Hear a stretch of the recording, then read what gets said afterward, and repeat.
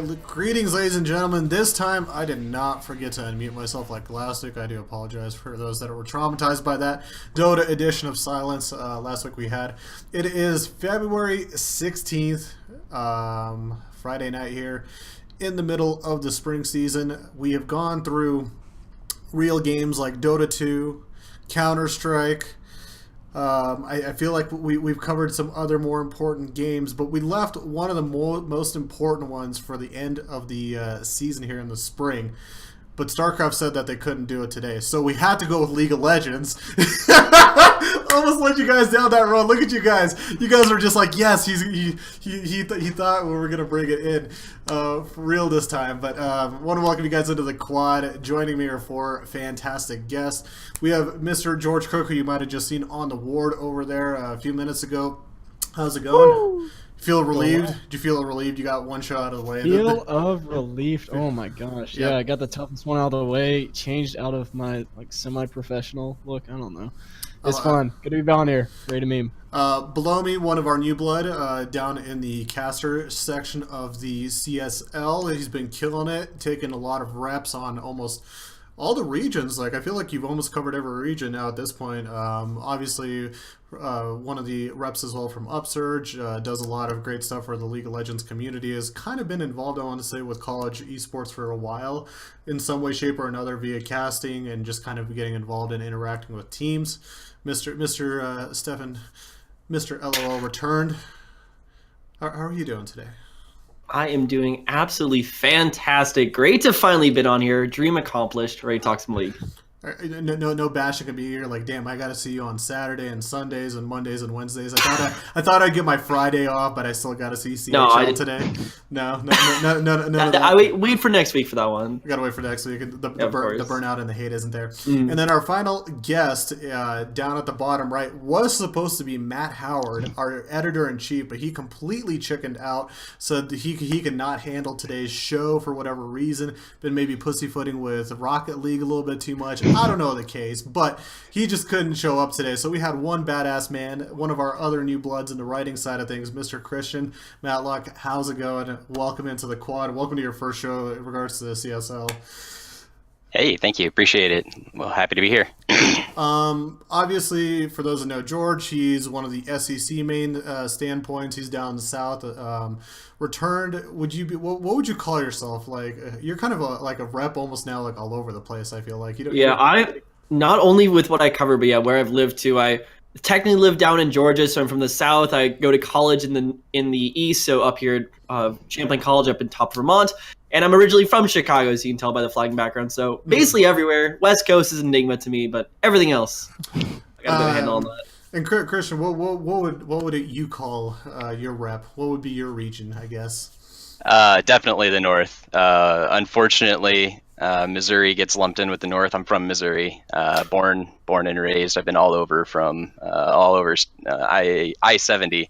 So Columbia College is kind of the team I know the most about. SBU, I went down to their expo last year, learned a lot about them. So a lot of roots here in the Midwest. It feels goofy that like Missouri's lumped in with the North because I'm in Colorado. I'm like 2 states over, and we're considered the West. And so it's like really funny. They just like how like regions jump. I go 1 state down, and it's like the South. We're like literally pretty much about like middle of the states as you could find at this point in time. But no, hold on before you leave that. That messes up with me too because I'm down in SEC country in Columbia, Missouri, which is, as you said, in the North. It's lumped in as an SEC school. That's an SEC school, man. SEC country here, man. As a geographic stand-buyer, I guess. I don't like the way it is. I don't like the way it is. I don't know if you saw the thing. Apparently, actually, speaking of Missouri going to the SEC, like something came out like this week or the week before where like basically Missouri was actually supposed to go to the Big Ten with KU. Yep. They were supposed to go to the Big Ten with KU. SEC offered to Missouri, and Missouri was just like, peace. KU's just like looking like, what the hell, guys? You just left us in the Big 12. Because SEC was too stubborn to have 13 teams. Because A&M had already confirmed. God, that's way too funny. I read that. Well, way to go, Missouri. Mizzou, man. We're just kind of dropping mics all over the place. We needed another Tiger in the SEC. Running on a shortage. And so today, our main focal point is to kind of keep it like a league edition of the quad. And so we have a couple topics that we want to just kind of broadly really cover. Nothing that you guys might like be too concerned about too specifically. But the first one is looking at the college varsity side of things. Let me make sure that hopefully on stream that pops up. I'm just like with hotkeys and two monitors to run a show is just like not enough anymore. You gotta have the one monitor master race. Well, one monitor, I couldn't even imagine. I feel so bad that anybody that has to like do like streaming with webcams and stuff like that off of like one monitor. It's just like the most. It's an art. It's an absolute art of like learning how to screen capture and like Houdini everything that you do. So I'm gonna pop open our stream here on the side and make sure at least everything looks fine on our side. But if you guys are looking at the screen right now, and hopefully it is showing what I'm seeing right now, it's the battle file link to the College League of Legends season. If you guys want to pop that up. Yes. The mainstay of this year is you have the 4 traditional conferences that have been kind of generally ran over the past several years: the West, the North, the South, and the East.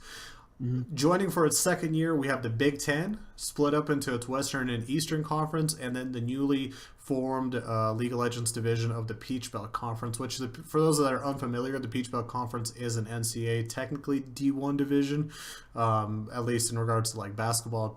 Division 2. Would it be well, are you sure? For USC Aiken's in that. USC Aiken's a Division 2 school. Some teams have like weird membership too as well. Like well, also I guess in terms of football, it's Division 2, but whenever right, I was about to say it's going to be different between sports. Yeah, basketball and baseball have a lot more conferences added. Besides like the 120 FPS teams. Yeah, for those that are unfamiliar, like football has like 120 teams in football D1. Yes. Technically, there's also like the D1. That's the FBS though. FBS. FCS. There's the FCS, which I still to this day still call like the D1 AA. For some D1 reason, AA. I'm still like permanently embedded in that name, the D1 AA, and then it drops down to D2, D3, and then NAIA. And then after we get to NAIA, it's like who cares? Almost to an extent. Hey, come on, man! I could have played at an NAIA school. I feel like all of us could have. Like if I wanted exactly. if I wanted to go into like college sports, I could have gone to NAIA. Like I had no dreams or aspirations of doing so, but if I just wanted to like up in one day jump on a team at like NAIA was where I would go. But let's take a look at some of the conferences right now, just in general, to see where we're at. Let's open up the first one with the West Conference. As we see at the current moment, we go down to the standings. You have UCI sitting at 4-0, UBC sitting at 4-0, Simon Fraser at 4-0, and UC San Diego at 4-0 as well. Really, 4 good teams: UCI, UBC, and Simon Fraser. If I'm not mistaken, we're all semifinalists in the West last year, right? Mm-hmm. Yes, correct. Yes. The only new addition is UCS. Who's the fourth one? I think UCSD might have been the 4th. Can we get a ruling on that? Yeah. I need to open up a new like. I got it. I'll pull it up. I need to pull up like a 5th tab, like a tablet. Be just like, damn it, I need to pull a stats pull right now. 6th monitor comes up. Don't worry, stats boy's coming. Let's hope it loads. Yeah, and these statistics brought to you by Twitch TV. So UBC beat UC San Diego 2-0 in the first semifinal, and then SFU beat UCI 2-0 in the second semifinal. So these are the 4 teams. So actually, these are the 4 teams that made it. Wow. Really consistent. Really interesting to see how they're performing. Obviously, we'll see UCI versus UBC this weekend at the Saturday 3 p.m. time slot, or 3 p.m. Pacific time slot. Right behind them, though, they got a nice group of teams, though, that are kind of gunning in for that one-loss playoff spot as well, where you have CU Boulder, you have Victoria, Arizona State, Cal Poly Pomona, Utah, UC Berkeley. And then I feel like there's maybe a little bit of a tiny drop-off, but then you have like Nevada, Calgary, Cal State Fullerton, which are most likely going to end up taking a second loss here. MRU, UC Davis. And so some teams that are like generally good in standing, but are not going to be seeing most likely some postseason action. The ones that have been knocked out is actually really interesting too as well, because when I look at UCLA's out, Cal State Long Beach is out. You have UC Santa Cruz that's out. I think Cal Poly Pomona now is out officially, or no, sorry, that's SLO that is out, and so you're seeing some teams that Grand Canyon is out as well. Teams that kind of got pretty far in the playoffs last year are not going to see any playoff action this year, which I find really interesting to see. Is there anything that you guys can like know or take away in regards to the matchups that at least we're going to see with the undefeated teams like UCI and UBC? I'm pulling up their rosters right now, and you can see that UCI, led by Locktran, you got Diamond 2, Diamond 5, you got 3 Master 1s and a Diamond 1 as well playing, which is a pretty good composition when you're talking about a CLOL roster for the most part. UBC, not too bad. They have their captain led by Peregrine, but their actual mainstay and players have Diamond 2, 2 Diamond 2s, a Master 1, a Challenger 1, and a Diamond 1 and a Diamond 2 6th player as well on the backstand. So this is going to be an interesting matchup. Do you guys have any thoughts on it? I think so far, like out of those 4, the one team that really rises up above the rest has to be UCI for me. And that is not only the performance they've had so far, obviously, you have to be good enough to make 4-0 at this point in the tournament, but also it's just the roster that stands out the most to me. Most of all, Youngbin, who's currently playing their jungler. Like I was talking to Locktran last week, and I know we had him on the show, but there's this running joke where they always have to have another jungler on backup in case he gets pulled up to the LCS again, because that's just the caliber of player he is. He brings that experience to a team that at the collegiate level can really make or break some of these like top 1, top 2 of the conference teams. You know, I want to bounce off with you going on the UCI hype train. Being able to do the statistics article, it was really fun breaking down all these different numbers for each of the teams. And UCI was one that just stood out to me in the West. They're coming in the 3rd best KDA. They have the best gold difference at 17.9 thousand. And the KDA was an 11.02 KDA after 4 full matches, 8 games. And their objective difference came in at 98, which they've taken 107 objectives and only given up 9 across 8 games, which is pretty ridiculous. They did come in as the number 1 team statistically, and that to me just dominating the rest of the Western teams. Looking at teams like, Simon Fraser, their KDA drops off a little bit, objective difference drops off, but they're still the number 5 team overall. UBC, they're the number 18 overall. UCSD, number 11 team overall. But it's just the way UCI has been playing statistically. It's ridiculous how well a team can play KDA-wise as well as objective-wise. Finding a good core balance mixture of the two is something that, you don't really find in collegiate play just because of the kind of like inconsistencies and uncoordination, I guess you could say, from collegiate players still being kind of like treated as rookies. And yeah, I'm going to pull, as you guys are talking about this, I'm also going to pull up the last week's matchup between UCI versus CU Boulder on the stats side of things that you guys can take a look at as you feel free to continue. But yeah, just for those that are looking at some of the stats side, here's sort of the comparison that you're going to see with UC Irvine versus just CU. CU, who's a flat out good team for the West this year, just completely got rocked. Youngbin 3-0-2, 4-0-7 in game 1 for Descraten. A lot of support play. It looks like the gangplank for Captain Nuke was really well in game 1. Then you move on to game 2, and similar 5-2-9, 4-2-10. Just these really dominant performances that showed, they're not struggling even against some of the good teams. They have yet to face even a challenge relative to what their skill is, and so I find that really interesting that you mentioned that, like, stats wise they're just so far ahead, and visual they do pass the eye test as well. Exactly, and this is also where the stats game can kind of get a little bit misleading.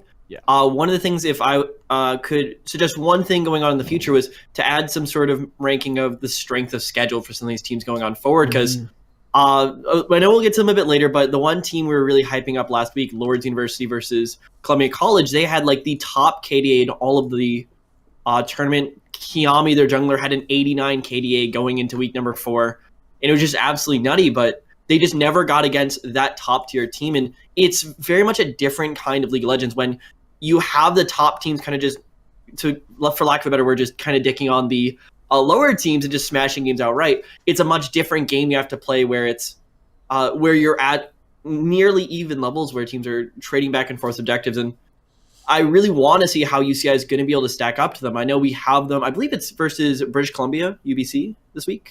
Yep. Theoretically. Yes. Yes. Yeah, I think that's going to be theoretically, really theoretically and literally. Like, Yeah, right. well, you never know. I It mean, could. theoretically, I don't think Crazy they, things. theoretically, I don't think they want to play each other, but realistically, they're gonna have to. Yeah. Yeah.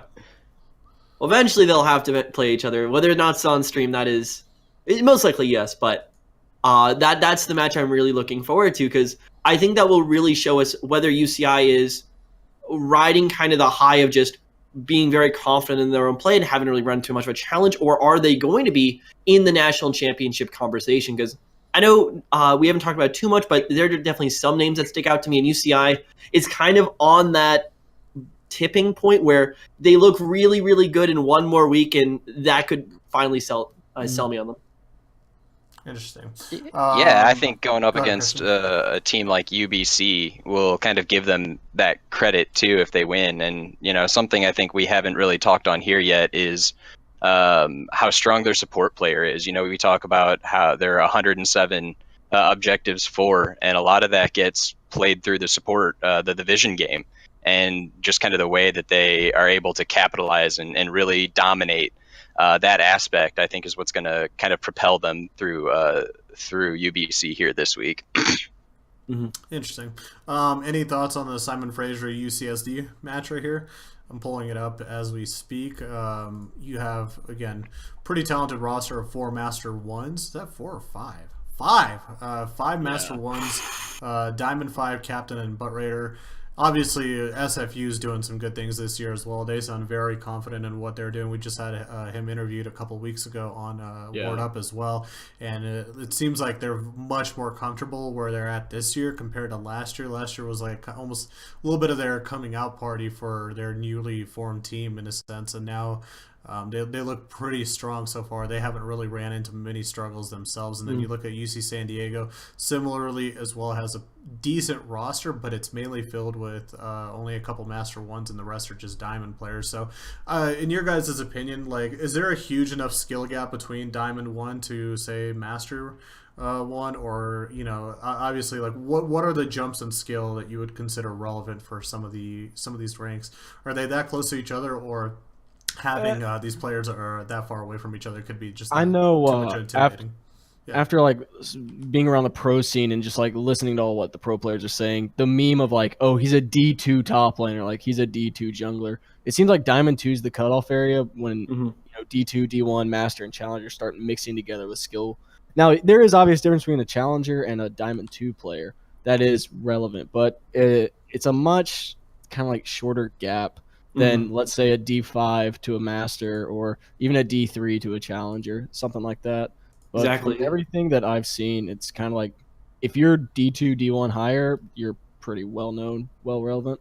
Yeah, and the team element of that, going from, if you were to say go in a solo queue game, yeah, the difference between a D1 and a Master 2 would be a lot more visible, but it's in that team play where as long as you're still playing your strengths, you can have teammates that cover up some of those disadvantages or some of your weaknesses as a squad. And I'd say that D2 mark is probably the point of where you have to start thinking going into a game, oh shoot, is he just going to get completely hard destroyed? Can we trust him to keep up that lane, all that kind of stuff? And it's kind of at that level and above where you're like, all right, let's focus more on exactly what the matchup is. Is he going to play with the team? So definitely always great to have the ranking advantage. It does play a little bit into the mind games you get with some of these collegiate matches, but overall, it's going to come down a lot more towards the team execution rather than like the 1 tier difference.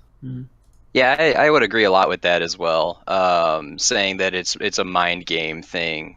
You hop into some of these post game talks with some players and things like that, and just kind of the way that they talk about ranks and the way they bring them up. It means a lot, whatever number or letter they have right there to them. So that I think can really tilt an advantage one way or the other in terms of how a laning phase can go. Interesting. At the end of the day for this weekend, who do you see coming out alive between UCI, UBC, Simon Fraser, and UCSD?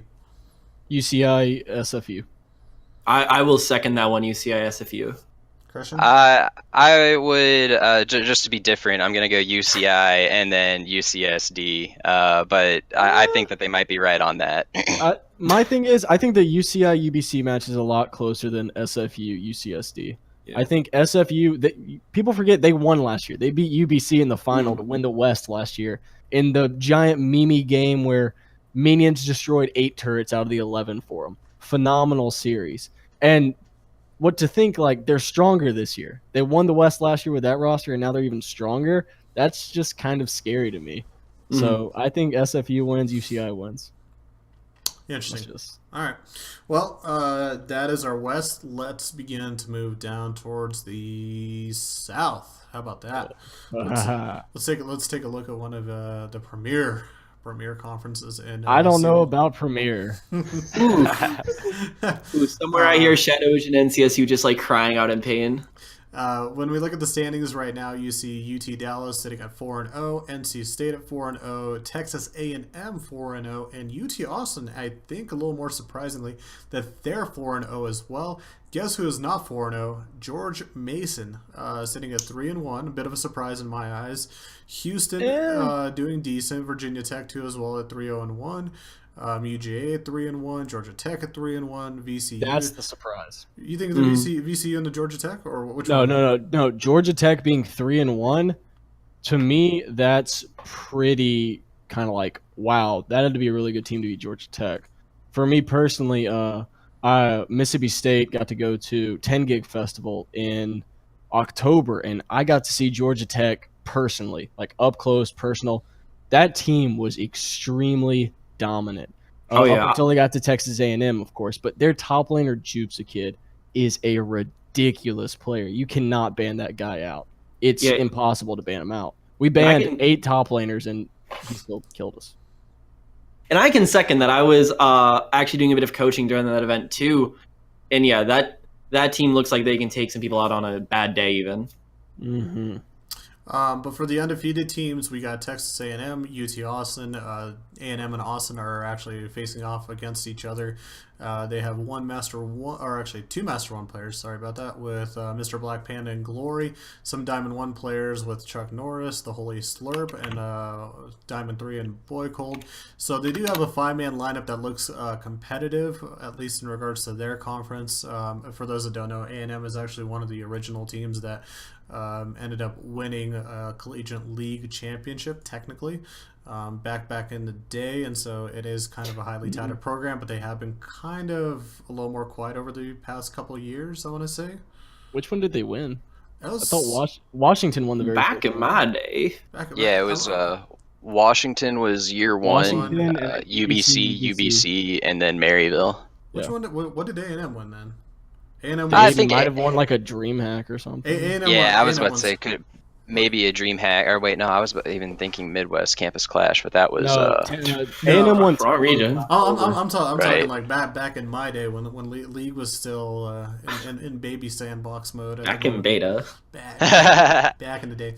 But you look at the UT Austin lineup, very similar to A&M. They have Requiem as the Master 1 player, Loopsters D1, Railgun D2, and a few other D players for 50 Shades of Kappa, Luminator, and Zane Prodigy. So that looks like a very close matchup that they're probably going to have this weekend.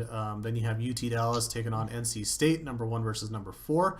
NC State obviously taking out, I think it was George Mason last week. So you have X-Case on the Master 1 side of things, and then you have a supporting role of Diamond 1s, 2s, and 3s for UTD.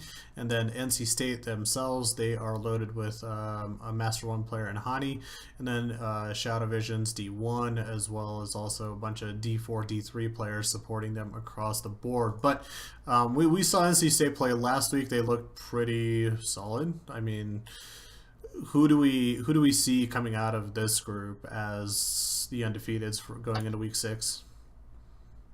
This one, probably for me at least, is going to be the biggest toss-up. And probably one of the big wild cards, even on top of that, for me, is NCSU. It's very on or off, and I've seen these guys not only in the Collegiate League Legends now, I've been following them for a few years in the amateur scene as well.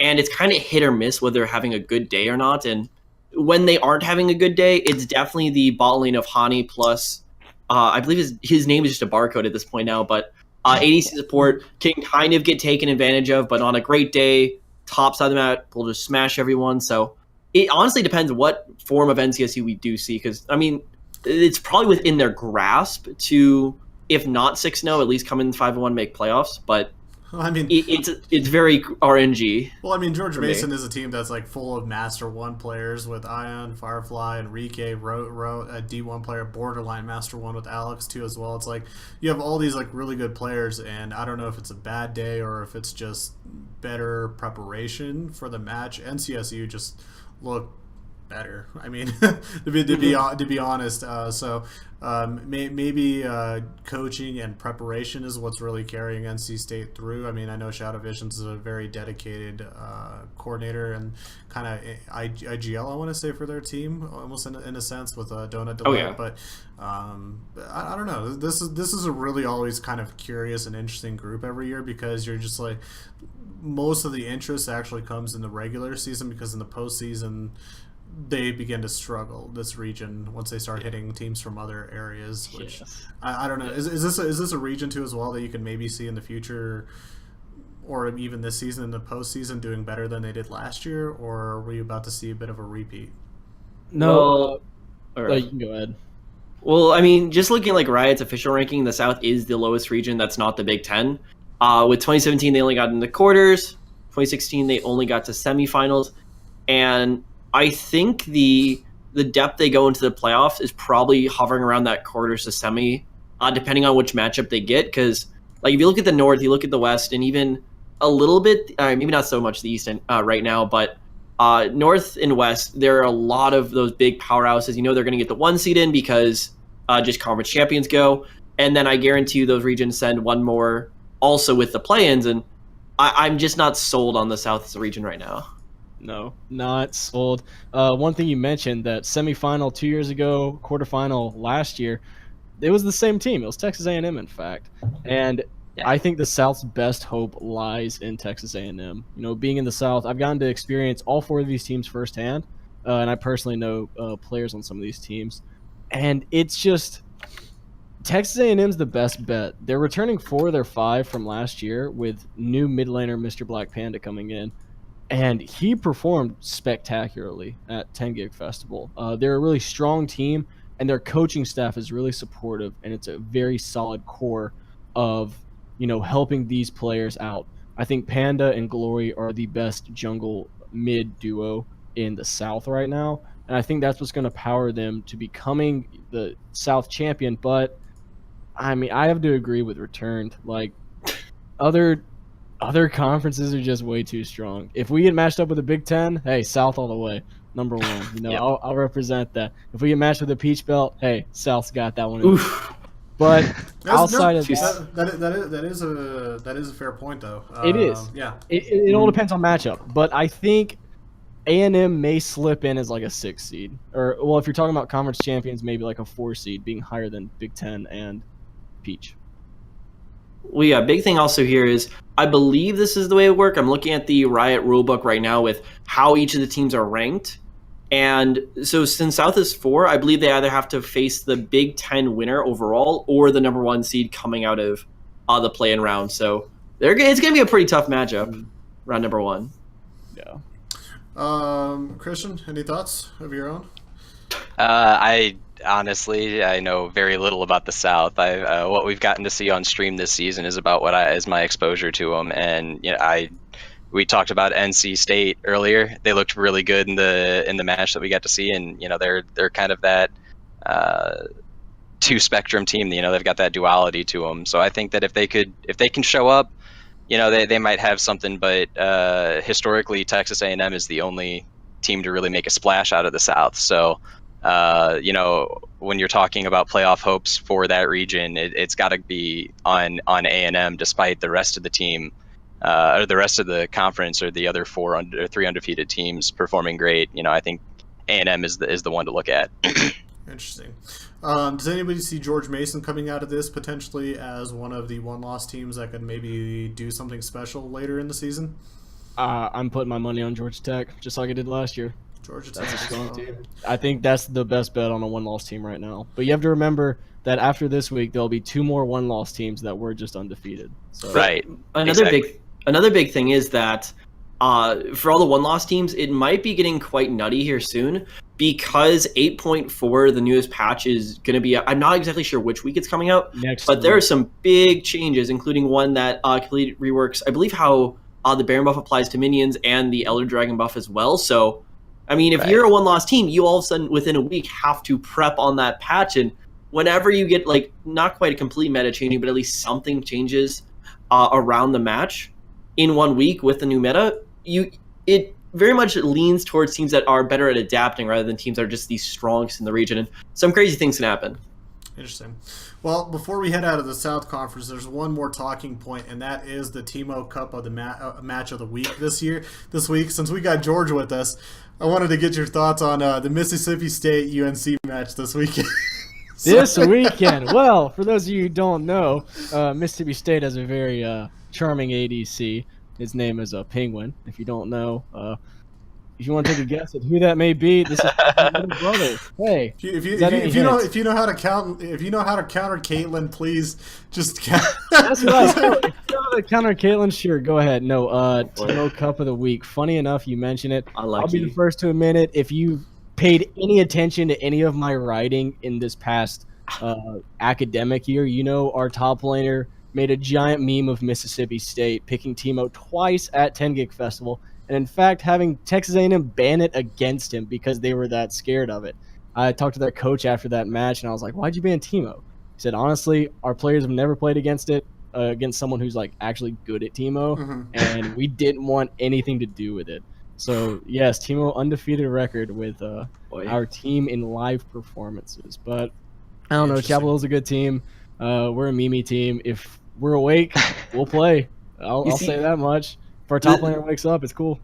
The strat is to have your college not be in the CeeLo Cup, so that when you get on the quad, Dan can't roast you about it. That's the sleeper strat right there. That's the benefit of being a host. I'm just like, well, I'm just like George. I'm like George is here. Let's see what Mississippi State's up to right now. Hey, going off of more memes, back whenever we were able to cover JV on a weekly basis, our JV team was the only team in Junior Varsity League of Legends out of JV 1 and 2 to lose every single match 2-1. At the time, they were 0-4, and they had a 4-8 record. They never won a game 3. Still haven't. Interesting. I actually didn't know that. So we are a bunch of memers here. Love them to death. Love all. I mean, they're all great guys. Going the distance. Now let's move on to the East before we get to our final mainstay conference. And this is an interesting question to you guys.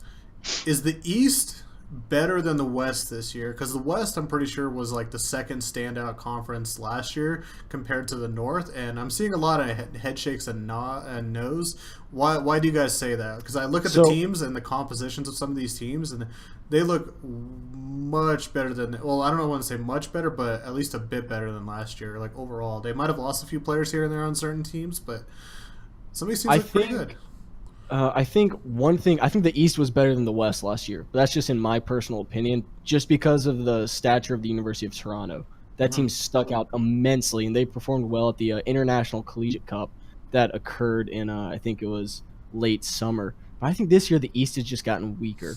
You know, as I mentioned in Ward Up, 3 of the 5 Toronto players went to professional play. They make up 3/5 of FlyQuest Academy team, and in fact, their support JJ got bumped up to the FlyQuest main roster. The only team that really stands out for me in the East now is University of Ottawa. You know, this is a team looking statistically based. They've only given up 3 objectives over 8 games. They give up 1 objective every 3 games in theory. Their difference is a 95. They're coming in as the 3rd highest ranked team in the statistics ranking. A solid KDA of 15.9 or 7.86 with a goal difference of 15.9. But outside of Ottawa, you know, these other teams aren't really impressing me. You can say, oh, but their ranks are this, and this. But as we saw with George Mason, this is a team of masters that lost NC State, who on paper shouldn't have beat them because of the rank difference. So and you're bringing up the. Oh, sorry. No, go ahead. Yeah, and you're bringing up the objectives thing, and also going back to the 8.4 patch, that's going to make objective play so much more important. These teams that are already so dominant in that objective play, be it turrets or dragons or whatever, if they're just able to get that lead, they're going to compound that and just kind of snowball through. So that's a team that if they're not giving up objectives, the other guys just have no chance of getting back in. Bumping off of your point, I just pulled it up. University of Ottawa, which is like the best Eastern team statistically ranking right now, they are number 2 in objective difference, only being behind UCI, which Exactly. we all mentioned is already one of the teams to watch in terms of being a national contender this year. So, for the undefeated teams that we're looking at right now, out of the East, you got Ottawa, Western, Ryerson, RIT, and New York. So because the East has so many teams, they're actually going to have a bit of a bigger push in terms of how many teams make it into the postseason, because you'll have more one-loss teams coming through. So it is kind of important to note, because there are a lot of one-loss teams all the way down to the 26th spot. Obviously, that will get cut pretty heavily over the next week and actually over the next couple of weeks. But you do see some schools that are usually fairly dangerous and competitive. I mean, you see Villanova, you have Waterloo, you've got Stony Brook, you've got Toronto, who's a one-loss team, you got Carnegie Mellon, McMaster. I mean, you got a lot of teams that were actually pretty competitive last year and considered some of the top dogs out of the East that are already sitting at one loss this year. Meanwhile, you've got RIT popping up at undefeated. You got New York, who's undefeated now. Western and Ryerson. I mean, this is an interesting group, to be honest. I feel like I don't know if you guys are underselling them, not to be like devil's advocate, but I feel like that this is a pretty damn good group. I mean, Western is compromised of a really talented team, and I don't know if you make it sound like Ottawa's just going to be the one that's going to walk out of here completely and cleanly. As they are. Yeah. I feel like there's enough competition to make it really interesting for them. Go ahead. It'll be good competition. One thing that you're talking about, the undefeated teams, Ryerson has one match win via forfeit. So going back to something that was mentioned early on was strength of schedule. And I really wish that I could have had a very concrete way of calculating a strength of schedule stat to be put into the sheet to be used as a type of factor when determining these standings. But you look at that and it's like they've only played 3 matches and their opponents weren't that immaculate, really. Right. Ottawa's really been the only team that's faced up against some of the really tough opponents. Looking at last week, they were playing Waterloo. Now, New York University took down a very strong McMaster, and Western did take down a weaker Toronto, but it's still Toronto, so it's pretty good. But for me, it's just these teams that are undefeated aren't really making big splashes with their opponents. Whereas Ottawa, I think, is doing the best they can to do it. Now, as I'm saying this, they're playing a one-loss team this week. So strength of schedule, once again, coming in. If they win, they got an easy they're ride. in. Yeah, they are in. Technically, they're in. They're 5-0. 4-0 right now. Yeah. And I think this is also a bit of what I like to call like the NALCS syndrome of it's really hard to compare the different regions when you don't exactly know how they stack up with each other. And that's one of the things I've been trying to rack my brain around, like trying to figure out where each of these regions do actually stand, because SKT's horrible. Exactly. We're going to clap them right this year easily. But going on forward, that like the big part of the East region was University of Toronto. They were like on a pedestal. Everyone loved them. That was who you thought of when you thought of the East. And losing so much of a powerhouse so quickly, creating a little bit of a power vacuum almost over on the East side. We haven't had that one event yet that's going to tell us, okay, is this the Korea region? Is this China? Or is this the LJL? We don't know just yet. And yeah, University of Ottawa probably. I'm gonna have to back up. The LCK is obviously the North, right? Like that. That's yeah. That's not saying. No, yeah, that's just that didn't even need to be brought up. Peach Belt is LCK, yeah. Okay? We can all agree to that. No. Yeah, let's go with that one. Ridiculous. Yeah, even going forward, it's gonna be a bit of a shock to us once we get into, especially the play-ins. So that's the one I really want to keep our eyes on, because that's the first time we're going to be able to see the regions formally intermix before those national championships, and that can definitely shed some light. And like we see the East region number 2 just go smashing on the North 2, go smashing on the West 2. Then yeah, East might just look like the super region itself. But all in all, leaning towards the East, probably being still above the South, I'd say. But it's really that kind of in a hazy area right now. Still better than Big Ten. Better than the Big Ten for sure. Interesting. No way. Yeah. Interesting notes as well from the Week 4 results. The Eastern side, New York beat McMaster, which I found actually quite interesting. That's probably not the result that was supposed to happen. And then you had UMBC. God, who's writing the script? I know, right? UMBC ended up beating Stony Brook as well, which they actually ended up matching up pretty even with each other on paper, but they do have UMBC does have a couple of Master 1 players as well. They are a team that's sitting with 1 loss, so it's one of those 1-loss teams I would kind of keep an eye on. There's a lot of good, though. I mean, generally there's a lot of great 1-loss teams, and as you guys mentioned, yeah, for anybody that is undefeated this week and wins this week, they're automatically into playoffs. So it's really important for those no-loss teams to win this week as much as it is for those 1-loss teams as well. I think it'll be interesting if Ottawa actually drops. Even though I think it's highly unlikely, if Ottawa drops, since the East has 5 undefeated teams, that only leaves them with 2 instead of 3.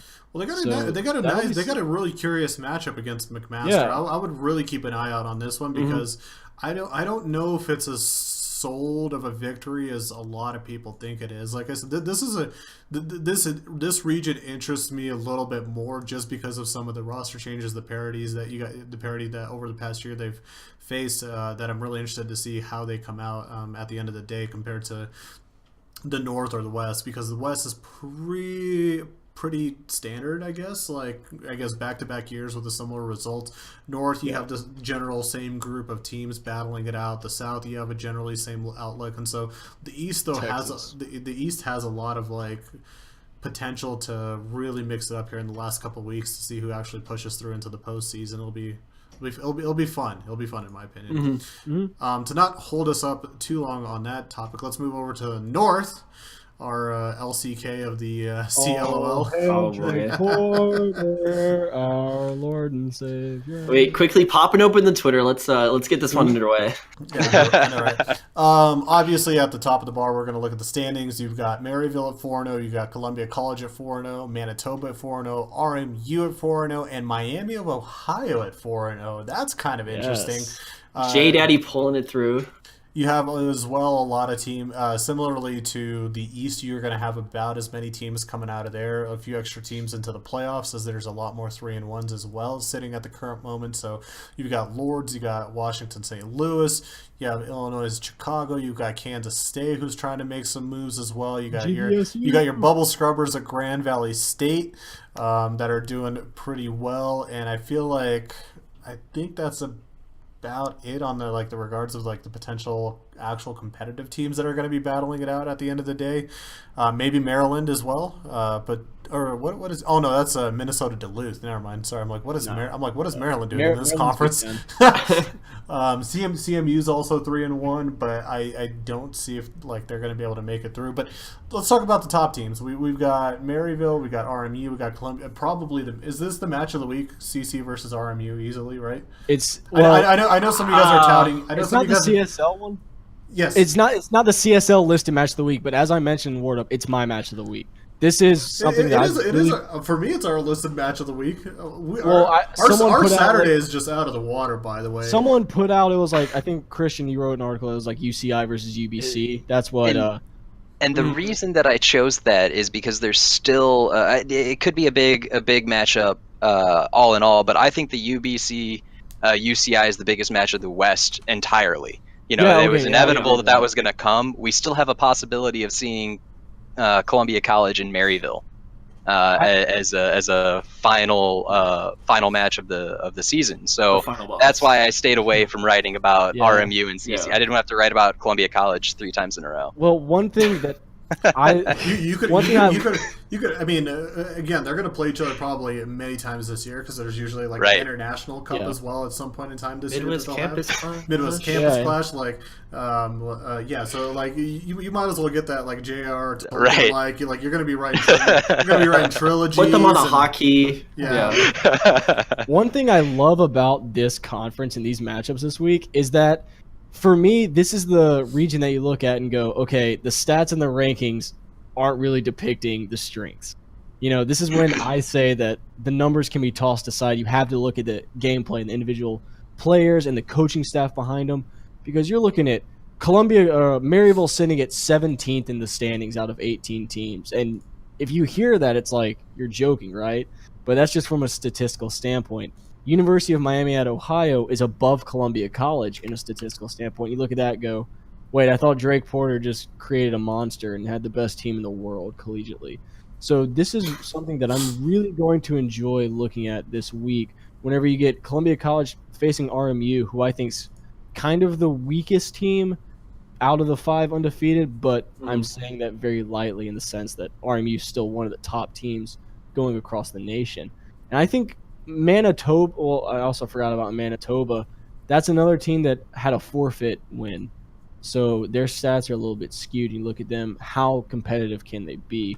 And this will be Ohio's first test of like, okay, how well can we stand up against these teams before we get to the final bosses of either Columbia College, RMU, or Maryville? Both those teams lucked out that they're not facing CCU Yes. or RMU, to be honest, Yes. or Maryville or Washington St. Louis. I feel like they somehow managed to miss like 4 teams that probably would have been a bad matchup for all of them.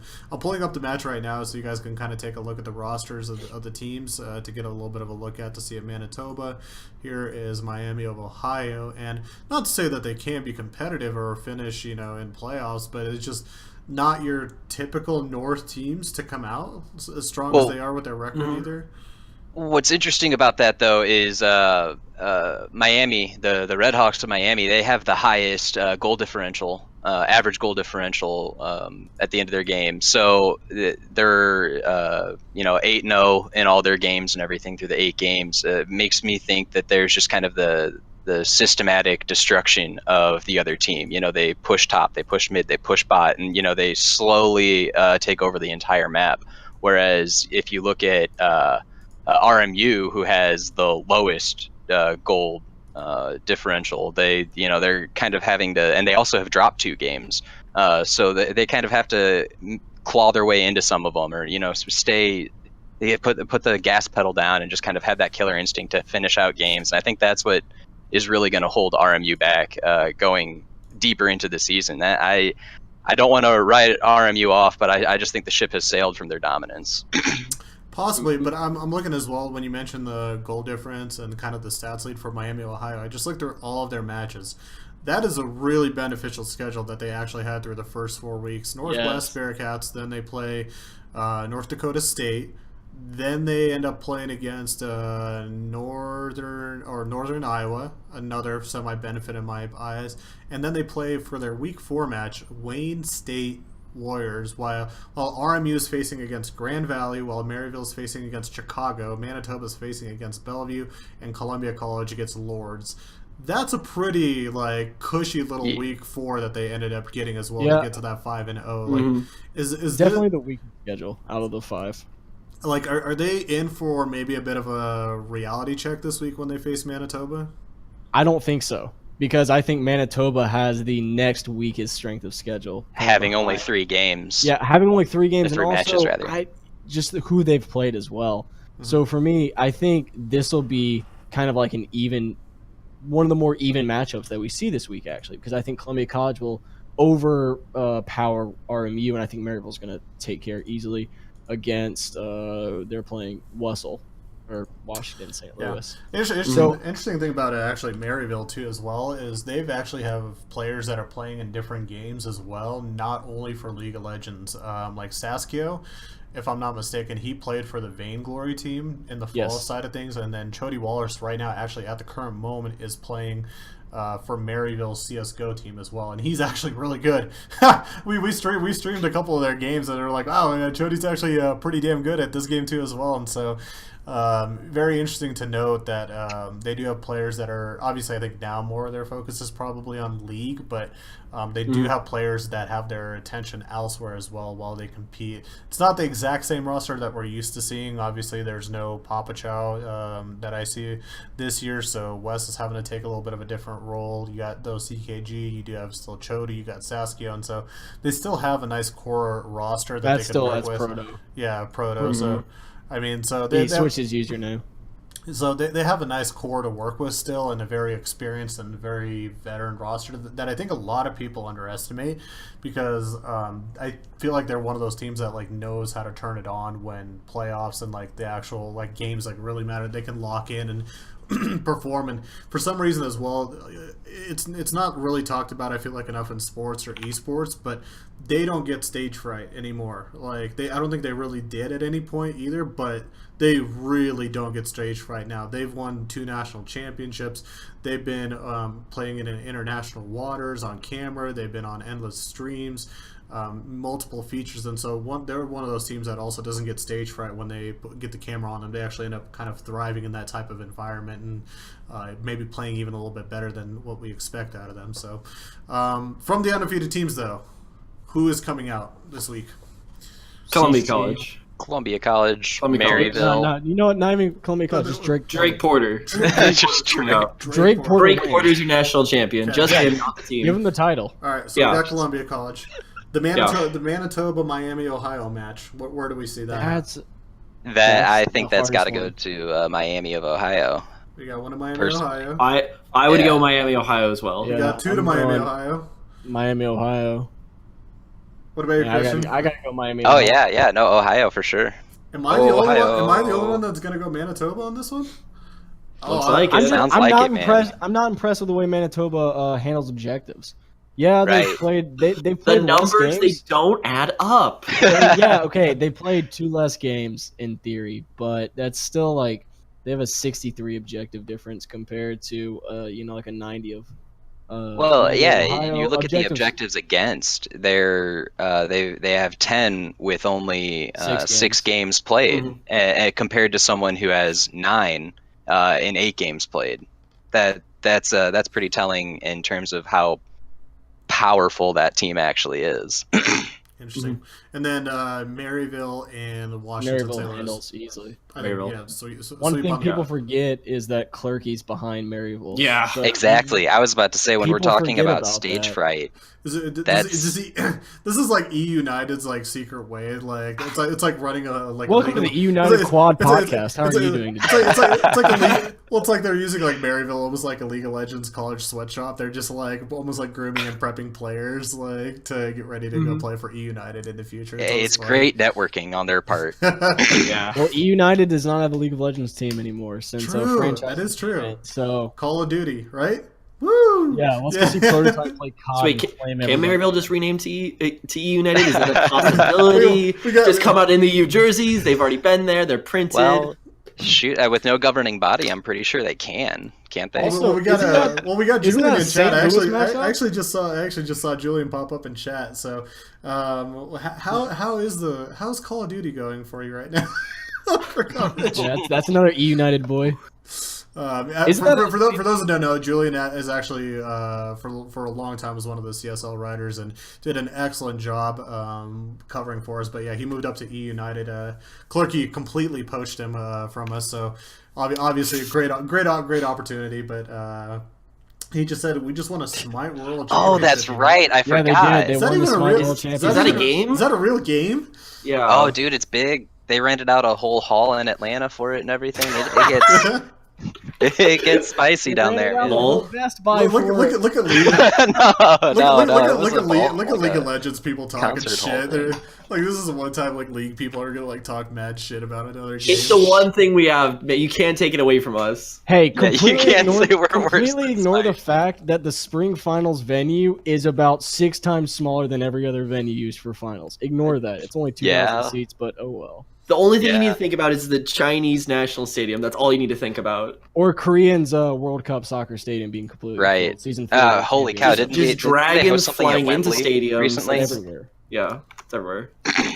We took over the world. Looking at before we trail off into the Big Ten, one last note on the North Conference. Sorry, I have to be the host and kind of like yeah, right. I'm like watching our train. I'm like watching our What a train. killjoy. Are just completely derailing. I'm like, all right, let's bring it back on. Let's bring it. We got Victoria and Calgary playing as well. I feel like those are two pretty good teams as well participating. Are there any 3-1 teams that you guys currently like out of the North?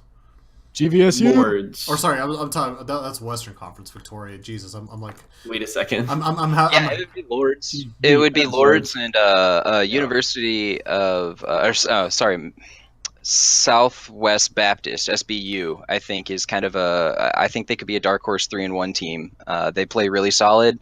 They've got a scholarship backing, and they have a really neat program that focuses a lot on just competitive supremacy, just kind of being the best competitors that you can be in terms of posture, just kind of what you eat and things like that. So They got the meal plan.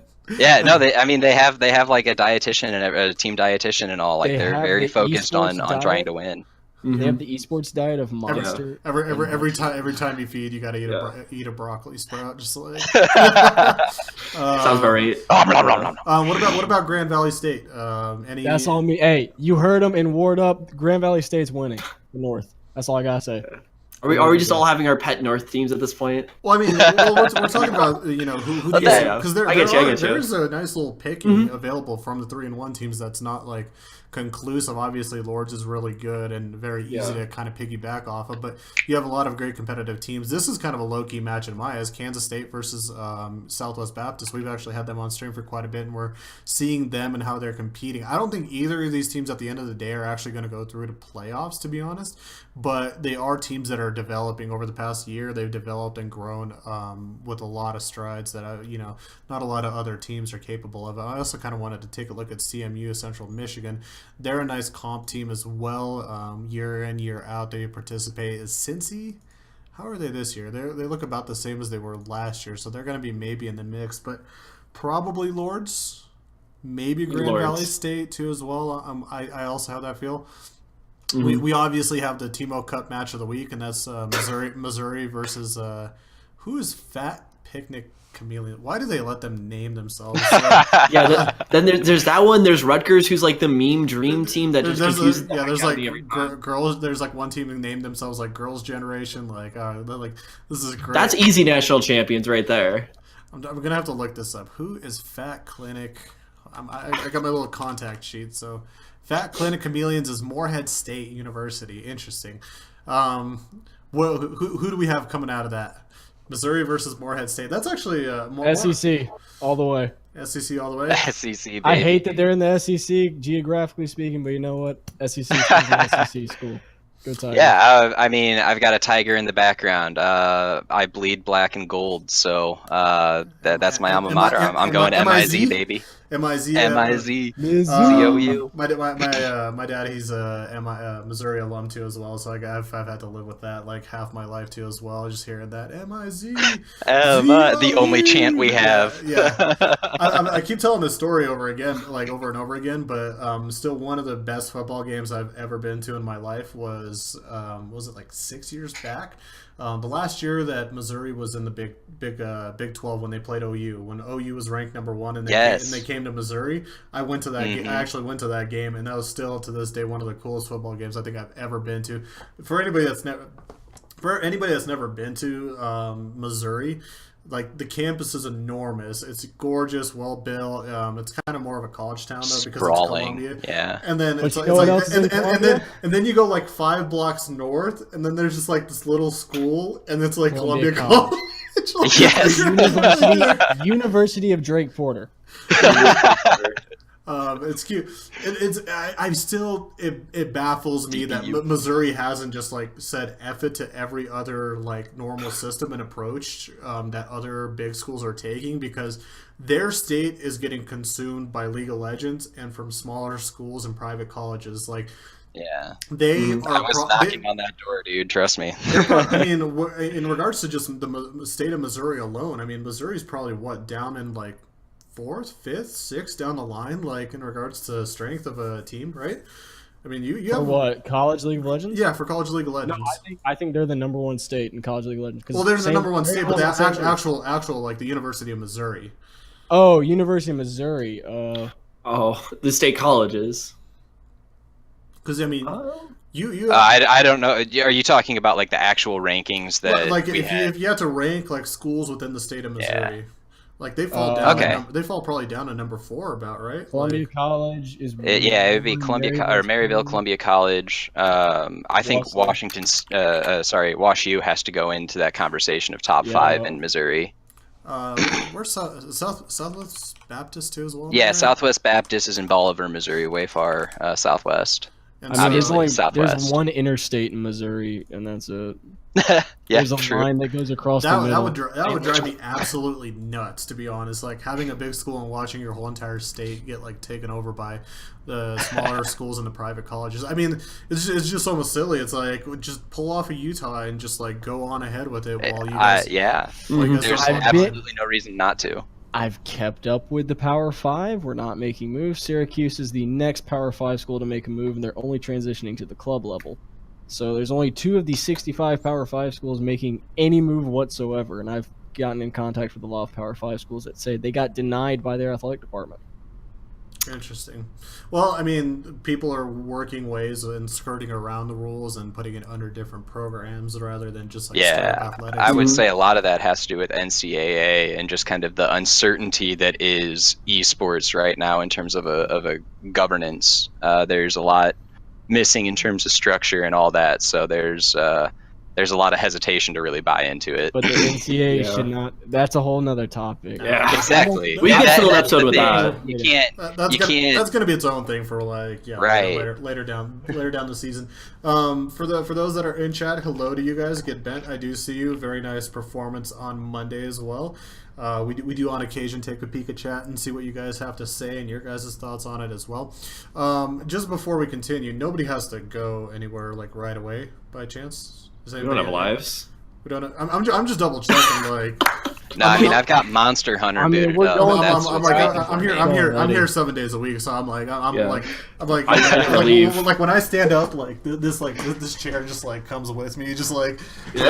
At this point, that's like kind of where I'm at. So, but let's move on to the Big Ten conferences. I think we this won't take too long. We got 2 conferences that it's one conference, the Big Ten, but they split them up via the West and the East, similarly, actually exactly to what you would see typically in football and basketball. So let's start off with the BTN West. That is a conference that includes the University It's of just Illinois, yeah, Purdue, Wisconsin, Northwestern, Minnesota, Iowa, and Nebraska. The undefeated team right now is Illinois. Purdue sitting at 3-2. Wisconsin sitting at 3-2. Northwestern sitting at 3-1. Minnesota at 3-2. Iowa at 2-2, and Nebraska at Wisconsin 1-3. 2-2. A lot of kind of cannibalized. Wisconsin's 2-2, not 3-2. They're 2-2. Oof. There's only one 3-2 team, and that's Purdue, but only because they had a bye week this upcoming week, so it's already recorded in Battlefy as a win. Interesting. Okay. So the buys count as wins. Yes. Oof. In terms I of mean, if everyone gets one, it's the even way tough. Battlefy, we had this epiphany this year in CSL where I was talking to our devs. I'm like, and our admins. I'm like, look, we can't keep giving wins to bye teams. Like that makes no sense at all. Like turn those things to like no contest or something like that, or like at least just like not have the bye count as like a win loss. Well, like in the standings, you have a tie right there. You could just mark it as a tie. no, it's not. I mean, it's not even a tie. If you have a bye, you have a bye. It's just not a game that was played, and so it's not a recorded game. Yeah, like there should be like no recording of a game stat of any sort that like adds to your record if you have a bye. So it's like True. because it does. Obviously, we don't have the similar selection process, say that like the NCAA football top 4 gets or the basketball tournament, but not every team in sports plays the same amount of games. You see certain teams that play 11 games a season, or 12, or some even 13, because not only do they pack a full football schedule, but they also have a conference championship game that tallies onto that. With college basketball, you do have your interconference tournament, but before then you have your out-of-conference schedule, which is randomly, well, not randomly scheduling, but you schedule various out-of-conferences opponents. Sometimes you go into tournaments too as well. The basketball one I like the most. Tournaments, yeah. Jim Malley's Classic. Yeah, one of my favorites to watch at like 2 a.m, just like because there's a game on in Hawaii. So, right. But yeah, so like in a tournament scenario, like in an out of conference, they could either play 2 games or they could play 4 games, depending on how far they go. So, but the thing is, like when you have a bye, you don't really record it just because it kind of skews the standings. And I feel like that was one of our big flaws in the past years, because when people would look at a record, they would be like, "Oh, this team is undefeated," or "This team is like 6-1," but realistically they're only like 5-1 because they only had a bye. So like those little things do kind of matter in a sense, and I'm glad that we decided not to head that way with recording wins as buys. But that's a whole other topic. Wow. Is Illinois just the front runner in regards to this group? Yeah, I would say. This is the weaker of the 2 groups. Yeah. And calling me biased with the Chicago flag in the background, but U of I, they have the stronger roster when it comes down to paper, like especially Zeno there, who is still currently hanging around Challenger rather. Some master players, and Korean Danny, I think, whose ADC is like the lowest ranked member, hovering around that D2, D3 range. And not only on paper, but I've also seen these guys in action, not only in the Big Ten, but also in some of these amateur tournaments. And these guys just clean house. Yeah, I would say when Illinois they played Maryland last year. This could be a good match though for them with Wisconsin. On paper, they're not like actually that far behind, I would imagine. They do have their own challenger player in Y-Books that's going to be participating this week. But is it just like Illinois is just that much farther ahead in this group? I think so, yeah. Yeah. I would also say it comes down to some of their preparation. I've gotten to talk with some of these guys when I was coaching for IC. Trying to get some recruits and everything, and just kind of talking with U of I students about the program that they have there, and how seriously they take it. I think is kind of what sets them apart in the Big Ten. They have the daily kind of film reviews and things like that, and it's really impressive just to hear about what they were working with, and just with the resources they had, and how much effort the guys were putting into their games. Gotcha. 2 more weeks for them as well, I think. This weekend and then next weekend as well. Is this going to be just Illinois 6-0 probably? As well, for those that are not aware, the top 4? Four, I believe. Top 4 of each group go through. Top 4 of each group go through. So we'll have to keep an eye on that. But obviously, most likely Illinois goes through. At the end of the day, you guys probably see Wisconsin going through as well, right? Northwestern going through. Northwestern going through, and then who might be the 4th one that we see? Could it be? I'm rooting for the Gophers, the Golden Gophers of Minnesota. Could it be Purdue though? It could be Purdue. Boiler up. This is once again another one that's kind of up in the air in who's going to play up these next few weeks. Yeah, it's just it's which team kind of shows up on which day. The bottom half of it kind of has that any given Sunday feel, where you never really know which team is going to show up and take the victory. So I think it's really tough to predict that 4th spot. Gotcha. All right, let's head down to the BTN East.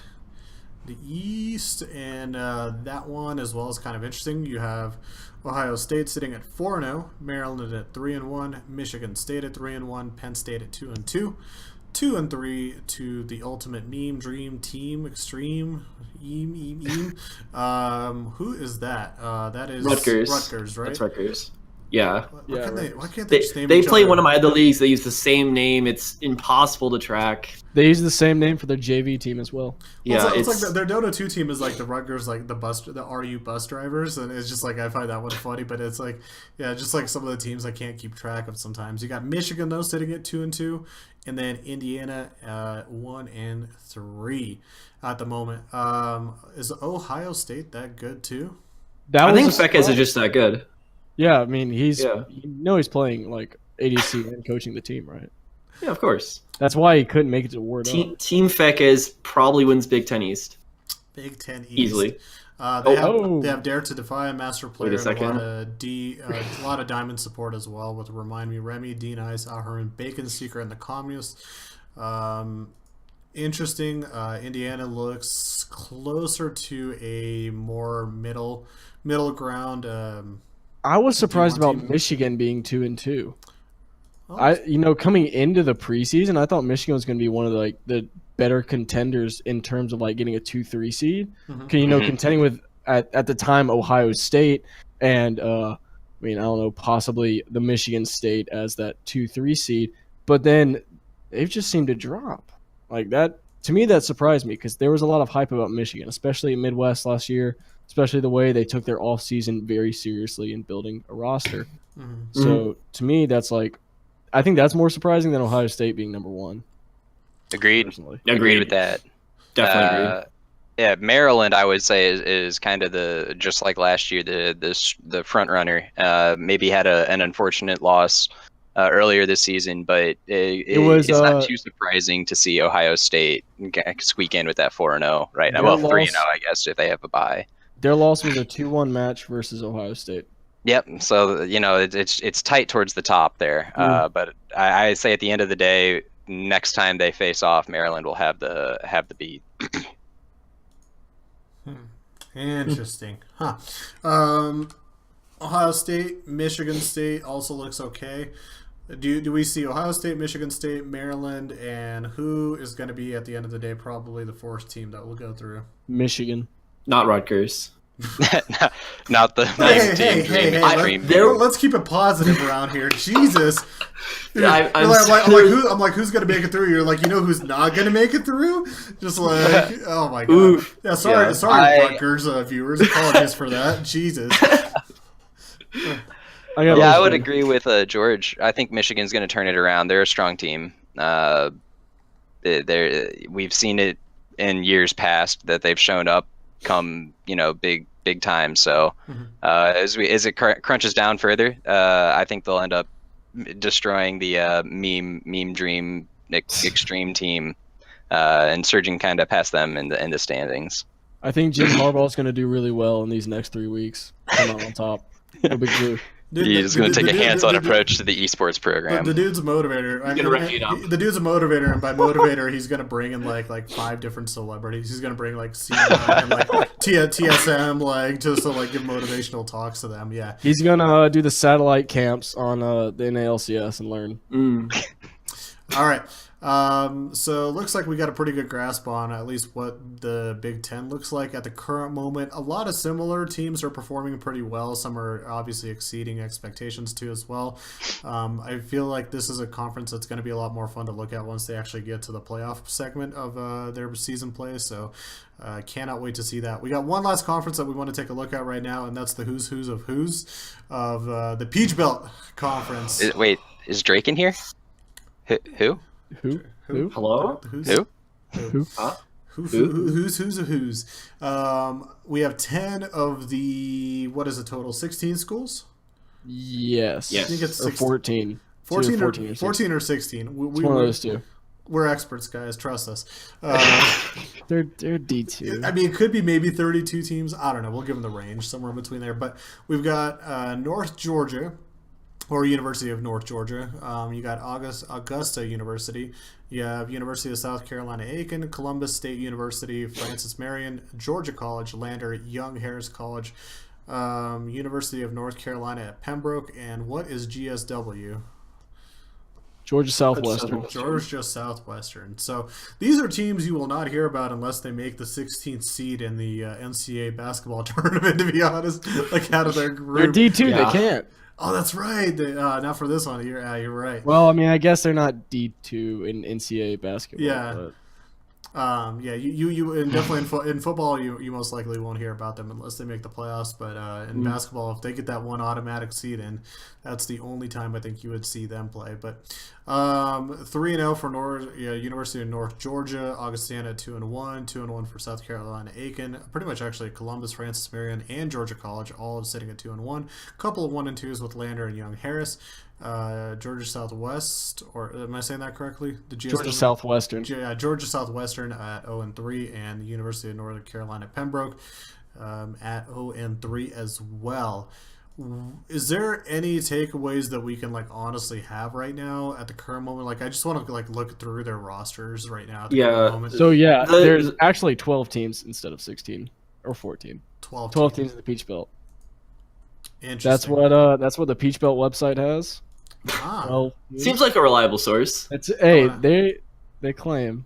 But yeah, you go ahead. Where are all of their ranks right now at the moment? The only one I'm seeing is North Georgia, and they're the ones who's supposed to be on top. And I see Diamond 3, Diamond 2, Plat 3, Plat 3, Plat 5. So I wouldn't take that at face value, given that like there are a few of these teams where we just can't see the rosters. But there's a lot of like missing information none of these right now. Yeah, none of these names really jump out at me as this is someone to watch. And I mean, maybe remember. All right, if you're let's theorize North Georgia. Their team comp is what you would see typically in a JV1 undefeated team. Actually, that might be the best take that I have on it, without trying to sound like too off-putting. Mm-hmm. But this is a team that I feel like will be a glorified sandbag come like play-in time, because they're for those that don't know, the North, South, East, and West, they get one automatic team that goes into the actual playoffs. Playoffs, national championship. Yeah, the national championship. So they have to win their regional playoff to get there. So the number 1 seed, the number 2 seed goes into the play-in. And so the play-in is to get into the national championship playoff. There's going to be a few more seeds that come out of that as well. But the Big Ten does not get an automatic seed to the championship. They get 2 seeds to the play-in. The Peach Belt gets 2 seeds to the play-in. And so my worry is right now, at least currently, while I appreciate it and I think it is cool that we have conferences that are making their own specific like conference to work within for League of Legends.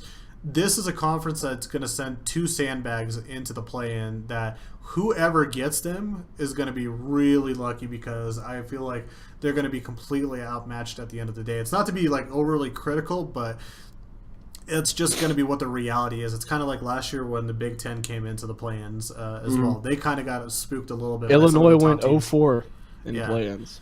I mean, this is going to be some of the first-year woes that they're going to have to deal with, in the reality of, in regards to relative school strength that they have to deal with. And so, I don't know, like, North Georgia, good luck. I mean, congrats on being undefeated. Our hearts are with you. Yeah. We wish you the best, but I mean, this is us just probably being honest with you guys. Like, you guys are going to be coming up on some tough competition in the next couple of months that, you're going to have to do probably some special level like prep, maybe boot camping, like skip your spring break down to the beach. Like that's going to be the time where you guys will probably be needing to play like 10 hours a day and like practicing to get ready for some of these teams that you're going to be facing in the future. If you hope for good results and success, or at least to be competitive. Hey, the Rocky montage. All I'm saying, shout out Lander. I have my grandmother went to Lander, so like I know where that one is. That's in South Carolina. It's in Greenwood, Lander University. I don't know what they are. You heard it right here. Every year, because of the CSL, I think Georgia Southwestern's in Augusta. No, Augusta. For the longest time, like I keep thinking, like being in North America, and I've loved like college sports for a very long time since I've been like a kid and moved here from Russia, but every year, because of the CSL, I learn about more colleges than I thought I knew about. Like, I'm just like, who and where are all of these schools coming from? Like, I'm like, how are we not all like college educated like kids? Like, there's like 5 million universities like in North America. Like, how does everybody not just go in and go get a diploma? Like Lander, I'm like, who is Lander? Like Georgia Southwestern, I'm like, what? I'm like UNC. I'm like UNC has like a 10th location now, like Pembroke. I'm like, wow, this is incredible. Because I mean, typically people when they think of like UNC, you think of Chapel Hill or Greensboro. Really depends, but yeah, it's just kind of funny just to see all of these different various universities that are competing and interested in League of Legends, at least on their side. Any other takeaways from the Peach Belt? Any advice that we could give them? Hey, proud of you. Starting up Division 2, representing, right. it's a step forward that Big Ten really had the networks backing them up. Peach Belt, this is completely on the teams themselves and the organizer of the Peach Belt. Keep that up and be, a leader for other conferences coming into this. And I mean, looking more on the positive side as well, there's no way to better kickstart the more professional side of collegiate esports at your college than coming back and saying, hey, we just won our conference. So maybe hopefully a few of these teams are going to be able to come out of this, have something to back to show their administration, and maybe we do see some of these teams actually develop into more of those mainstream teams. If there's one team that just starts stacking up a lot of talent, if you just keep beating out the Peach Belt, you nearly have a direct line into the collegiate champion play-in. So there's a lot of potential here, but no one sends out to me just yet, and hearts to them. Gotcha. All right, guys. Looks like we finally, I feel like, overextended our coverage of what is going on over in CLOL. I mean, it is important. There's, again, a lot of teams. There's some interesting storylines and parity going on. I think we're reaching that interesting point of the season where you're down to the final 2 weeks of the spring. You can't just be one of the top one or top two teams, I guess, anymore in a 5 to 6 man conference to get through. You have to be one of the top, undefeated 6-0 or 5-1 teams at the end of the day to be able to make it through to your conference playoff. Let's move over to JV1 though. Right now, there are 3 divisions of play at the League of Legends or the College League of Legends. There's Varsity, which we just talked about, and then there is JV1 and JV2. JV2 is like literally the monkey bars of like collegiate LoL right now at the moment. I have no. It's like Gold Under, I think. I have like no clue. Yeah. I have no clue what's going on over there. So like, I hope you guys are having fun and doing great and like not dropping out. But the interesting thing with JV1 this year, we're going to be having 4 teams going to the CSL finals, coming from the JV1 region, which now I think it's a good time to start keeping track of what they're doing and who some of the teams are. There's 36 total conferences at the current moment, separated into, 1, 2, 3, 4, 5, 6, 7, 8. 7 to 8 teams, I think, for most of the conferences. I don't know if every single one has directly 8 or 7 with them, but there are some groups that I think we can skip over, one of them being like Conference 36, Conference 35, and the thing is as well with JV1 you can have multiple teams, so a lot of these teams that are participating are B teams and C teams, and even some have their D and E teams in here. Like if you're UBC, you got like 10 teams playing in JV1, just like trying to completely like cornering the market. Yeah, just corner the JV1 market. Why not? Like have at it. But you do have some really good teams as well. I think one of them that we can look at is in Conference or Central Florida 28. Conference 28, Team Neva Freeze. They are currently right now sitting at 6-0. They have 1 game left to play, and that is going to be against who else but Mississippi State University. Let's go. Perfect. Do you know how much are you involved with the B? Do you know much about the B team? I know. I'm roommates with 2/5 of that team. Where are their heads at right now? Are they ready? They've been depressed because they were the only team out of JV1, JV that went 2-1 in every single match to start the season off. It was hilarious. I felt so bad for them that I took them out for dinner. Did they really? Hold on, take a look at it. No kidding. There you have it, folks. No kidding. Yeah, 1-2 versus Ohio State. Well, looks like 1-2 versus Virginia Tech. 1-2 versus Queens. They got their first win by forfeit because the other team just didn't show. Humber College. Interesting. That's a win's a win. heartbreaking. A win is a win, but that's interesting that they're actually competing and taking off games. So their record might not be as 1-4 as it looks. No, it's a very deceptive match record, and sometimes I'll get to tune in to their comms and see, and I usually help with pick ban for them since they don't have like an organized coach. Mm-hmm. A lot of it actually comes from they lose in pick ban because of just they prefer comfort over meta, and their comfort's kind of like this is a pretty meta-driven, team-focused type of meta, to where if you're not playing like a certain standard of champions, it's going to be really hard. So for them, it's you like to draft like I do. You like to be a tyrant. People are just like, I could play these like 3 champs. Well, yeah. And I'm like, no, we're picking this. You will play Dar. I'm like, we will pick meta. Like, yeah. For them, like, since it's nothing that it needs to be extremely over the top serious about, like Varsity, I'll throw out my recommendation of like, hey, we should prioritize these picks. Like for example, our AD picked Jin in a game 3. And next thing you know, he dies level 1 to a jungle gank because he didn't have an escape. And it's like, that's Jin for you. He's not that good in this meta. Right. And it's just small mistakes like that. But honestly, I love those guys to death. They're some of my best friends. They're really good in a team environment. The only thing is basically attitude towards the game. They can tilt just a little bit, but that and simple small mistakes. Other than that, honestly, I think they could beat our Division 1 team because our Division 1 team's a meme. I'm noticing a trend. Yeah, it just What do you got universe. to do that to your D1 team? Like, where's all the? I'm on the D1 team. I can do that. He is the D1. They are the South, they are the South Timo Cup match of the week. Like easily, you can't down them like that before they play. Give him a trophy. Looking at it, also another good team. If we move one conference down, is UCLA-B.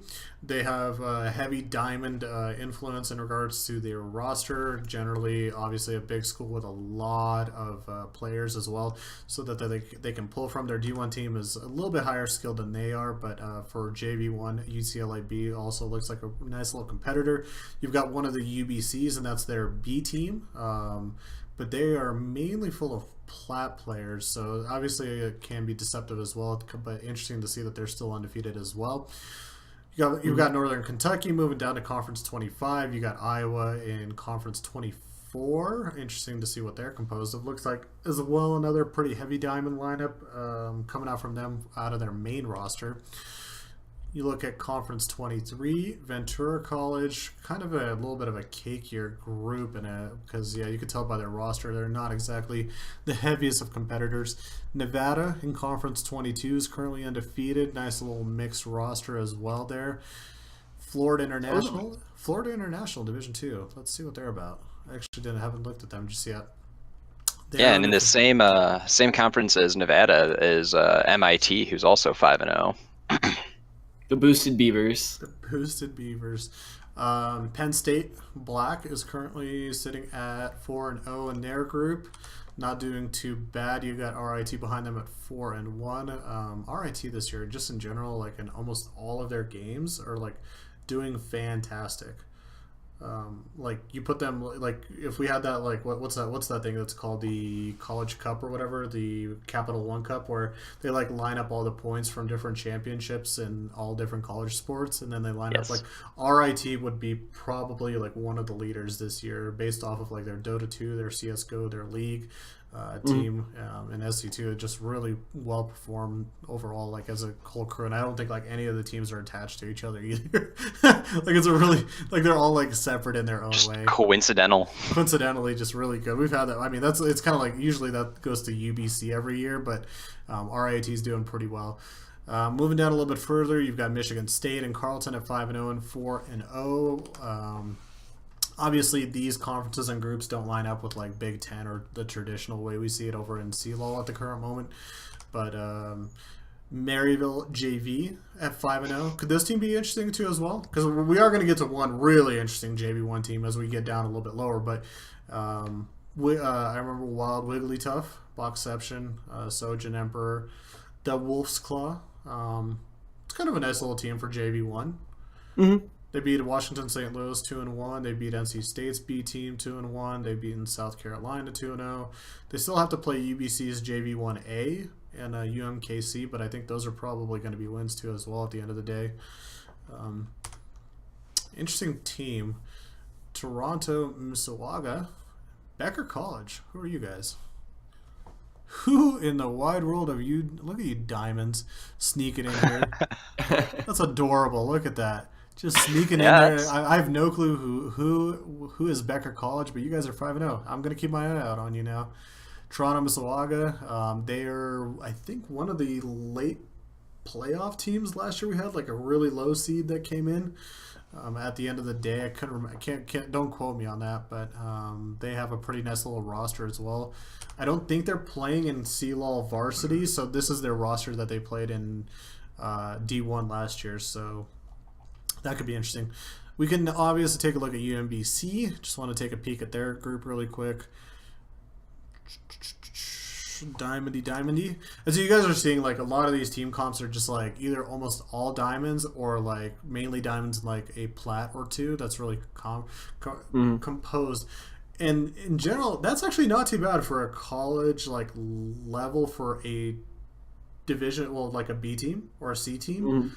Like when you think of like, imagine right now if like Kentucky and like all of these D1 schools in college basketball had like a JV team in regards to their player level, they probably couldn't replicate the talent level that they actually have here, like in JV1 for like League of Legends. I feel like the level of competition, while it's not like Master 1 or Challenger, they can possibly like actually compete at a pretty good level or be ready to fill in for some of their like A teams pretty quickly if need be.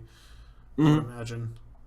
Ryerson, interesting. Ryerson's actually pretty stacked as well for a JV1 team. All right, not to strangle your guys' patience, but let's go down to where's Columbia College? Where are they at? They are, what was it, Where's the winner? 6? They're Conference 8. Conference 8. Oh, 8. Whoops. Oh, yeah. So for those that are wondering, not only is CC great and one of the ultimate teams in CLoL Division 1, but they are probably the go-to favorites when it comes to JV1 as well. Team compromise of Interpro, Panzer, you have Settled Flame, Supermodel, Charmer, Andrew 1, and Platypus. And so you got a hell of a lot of diamonds. You got some master players as well in there. Just a really dominant-looking team comp from the looks of it. And they are coached and trained as well. Maybe not as heavily as their main team, but they are part of the program. They do train with them too as well. So is this, I mean, not to just like completely ruin the JV1 season for everybody, but is this going to be the team that probably will make it out at the end of the day? Oh, most likely. This is the Alabama of JV. This is the Dark Empire. Exactly. Yes, exactly. I was going to say that exact same thing, that this is kind of that number one undisputed, the conversation is about who's number 2, not who's number 1. Yes. Exactly. Yeah, and I got the pleasure of actually casting them versus Washington and Lee. I know that match isn't reported just yet, but it was a extremely clean 2-0 sweep. These guys look like they could be easily taking games off of some of those 4, maybe not the 4 teams, but like the 3-1 teams over in the Varsity League, and there's no real answer to them at the moment. So They have. Oh yeah, go ahead. Anyone who gets them in the playoffs is going to be having a very bad day. We just saw them play as well this weekend against, who was it? Washington Lee. Washington and Lee, and that was just, they got rocked. It was hard to watch. It turned into speedrun. Not to offend Washington and Lee just outright. You guys, obviously, props to you guys for stepping up and competing. They're a team. After talking to their coordinator for a while, they're in their very first year, and they're just figuring out, trying to do the whole build the esports program thing. And so that's really props to them for showing up on year 1 to try to. It's one of the probably could be and should be a D1 varsity team that we see this year. So we'll have to keep an eye, because right now we're entering week 6 weekend, and then week 7 is coming up for the spring play for a lot of these teams as well. And then after that, there's going to be playoffs.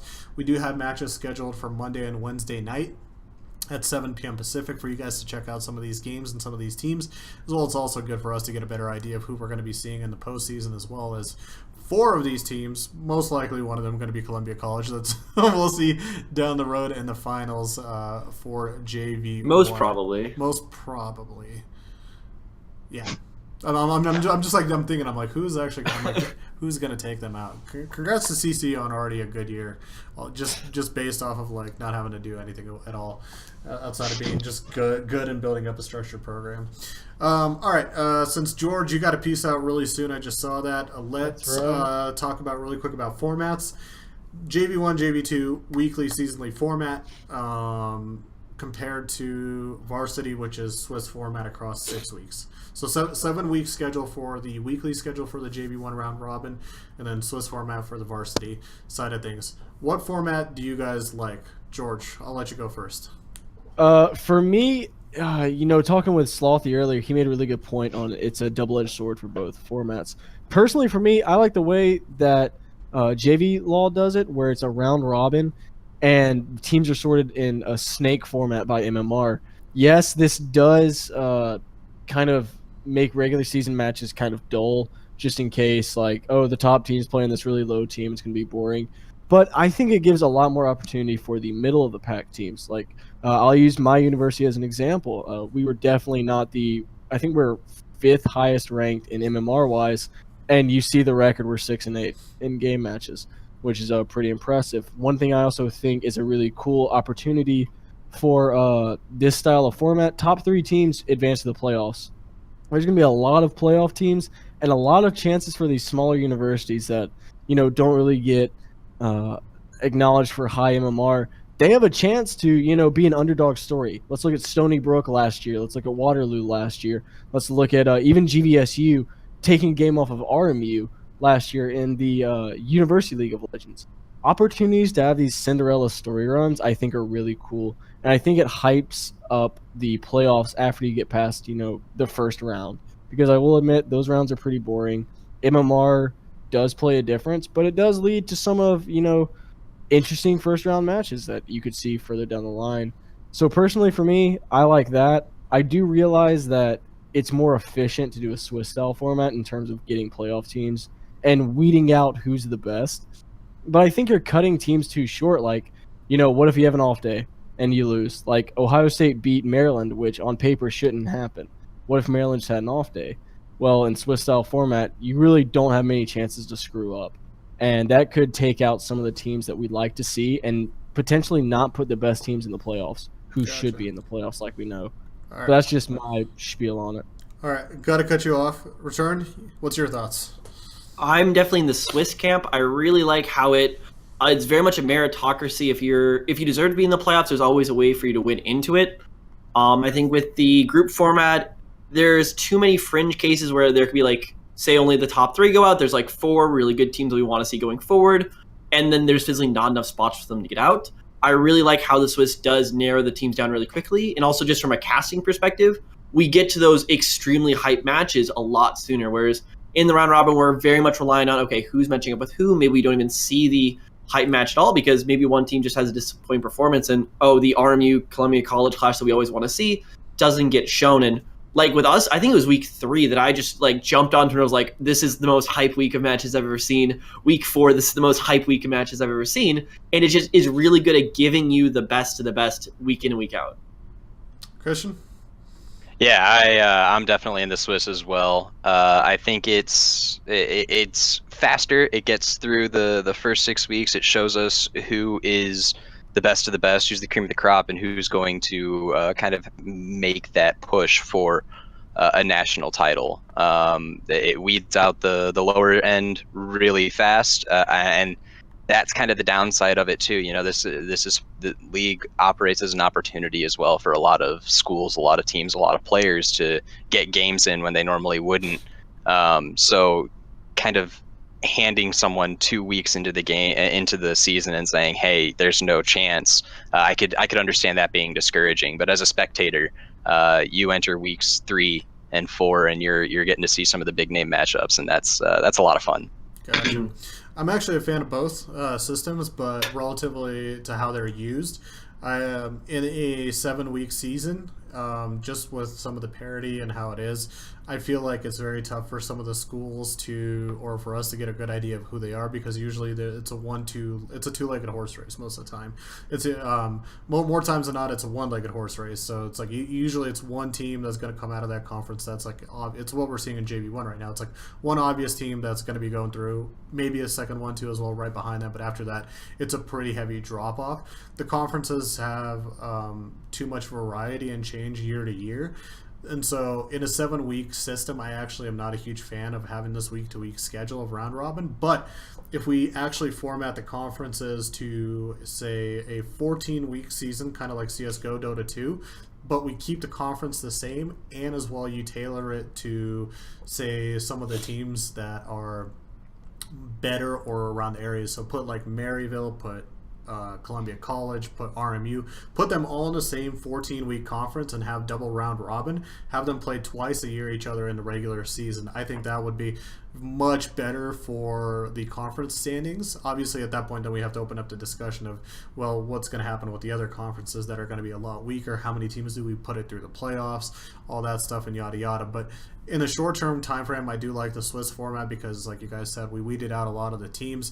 Obviously, the teams that are already at 2 losses are kind of upset and a little bit demoralized because they have got the Timo Cup. Yeah, they got the Timo Cup, but Timo Cup is definitely not the championship route for them. So definitely some of those teams are a little bit upset. But yeah, now in the middle of the season, we got some really good undefeated matchups against each other. So in the short term, I do like the Swiss format this year that we're seeing for the top end teams. And as well, this is, I feel like, nice practice as well for the top end teams because they're not having to randomly deal with like dropouts or forfeit teams that could be in their group that just kind of came in to sign on. So but yeah, I just wanted to get your guys' thoughts and opinions on formats. That is Gucci and nice. We got a few more minutes before the top of the hour, so we'll try to close it out before then.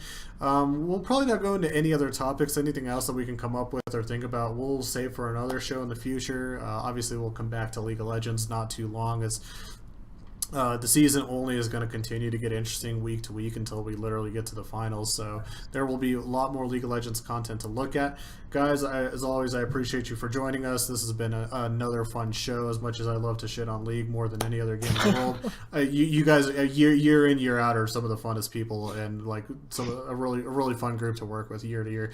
You make my Friday, my Saturday, and my Sunday like tolerable. Like, do you understand? My Sundays went from NFL football to League of Legends. Like that's how much tolerance in my heart I have for this game. Like I'm just like I will trade it. I will trade my NFL Sundays for League of Legends. But guys, I'll let you have some of the last words. George, thank you obviously for doing Ward Up. Any last thoughts for the quad?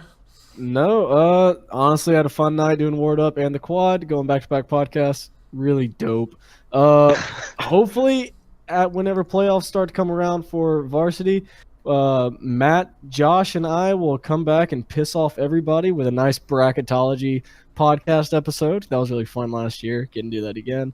So I really can't wait for the end of this League of Legends season. A lot of hype. 7, what do you got? I'm just happy to be here. I think we've got so many of these very interesting storylines coming together, and I'm really curious to see how like the North ends, how the West ends, just a lot of these great teams. And I think just going into the playoffs, it's only going to get better and better from there. So I am super hyped to see what actually goes forward. Can't wait for the play-ins, and of course, can't wait for the national championships. What are you casting this weekend? I don't know. You did I not program you? You haven't told me. No, you haven't assigned anything. Yeah, I usually press the afternoon slots. So if that's the case, part of it, I waited just because I wanted to see what Josh and Kyle were up to, and it looks like Josh is back online. So we'll figure it out tonight, I guess. Yeah. What match would you want? You're probably Columbia College, RMU. You're probably gonna have some options. Columbia College, RMU. I think you're. Honestly, do that. Yeah. There's like I honestly can't say that any of those matches I don't want to cast. Columbia College, I've joined the cult of Drake Porter. UCI versus British Columbia. Mad Magic would beat me over the head if I didn't want that match because he is an alum of UCI. And then Michigan Tech versus Lords. My soulmate Hiami is over on the Lords squad, so I am happy with absolutely anything this week. Gotcha. Christian, what about you? What do you got going on? Hey, I'm just really happy to be here. It was great talking with you guys. I learned a lot, honestly. I've only been covering college league for about looking, like, really sitting down and looking at it for about a month now. And sitting down with you guys here and getting to talk about some of these things has really kind of opened my eyes as to more of what to look at, the teams to watch out for. I know the North like the back of my hand, but the rest of the conferences I don't really know much about. So yeah, it was really great to kind of learn that, and I also really need to throw myself into this Timo Cup. It sounds like it's all the rage. It's all the rage. Literally all the rage. The top profile event of the season. Easily. All right. Well, that's going to do it for us, guys. Quick shout out to Twitch, one of our main partners in regards to promoting and growing collegiate esports. If you guys are looking to build up your programs, if you guys are looking to find some resources to help you develop your organization side, your ability to contact and work with administrators in your university, looking to get your streaming side set up for your weekly matches, hit up Twitch Student at Twitch Student. You guys can find that in the info tab below, or you guys can search for them via Twitter or Google. Very easy to find them and reach out to them. They are a great resource, and obviously thank you to Twitch for being our streaming platform. Weekly for League of Legends, we always have Saturday and Sunday as our college varsity days for League of Legends, so 12 p.m. Pacific and 3 p.m. Pacific. We have a really nice lineup for you guys this weekend. At the current moment, I'll take a double check and look at the schedule. That is... Go away, Discord. There we go. Sorry, like go away, Discord pop up. We have CC versus RMU to kick off our Saturday at 12 p.m. Pacific, and then following up with another colossal match, we have UC Irvine versus British Columbia. And Sunday, 12 p.m. Pacific, we have Michigan Tech versus Lords. And then on Sunday at 3 p.m. Pacific, it's not 100% confirmed, but we might have Diablo Valley College versus DigiPen. But that could be the West's Teemo Cup match of the week, I guess. I don't know. We'll give it to them. you guys can have It's it. a 1-3 match. So it's like if you guys volunteer for that Teemo Cup match of the week, I think we'll be able to just like hand it off to you. But and then come on Monday and Wednesday of this coming week, we have some JV1 action at 7 p.m. Pacific. On Monday, John Hopkins versus Kennesaw State. On Wednesday, Ryerson versus Sam Houston State. Both of those teams, I think, have an undefeated team with Ryerson and Kennesaw State on Monday and on Wednesday. So hopefully you guys will get a chance to check those games out and root on some of the JV1 teams as they pursue their dreams and hopes of a JV1 title this year. As for the quad, we'll be back next week with, I think, the StarCraft 2 edition of the quad. Don't quote me on that, but I think that's what's going to happen. And then we'll have Ward Up week. Then we'll have Ward Up episode 5 right before it at 6 p.m. Pacific. Smash, Josh. For any other fans of like Smash or fighting games, we have Smash Course that's going to be shown tomorrow at 11 a.m. Pacific on this channel.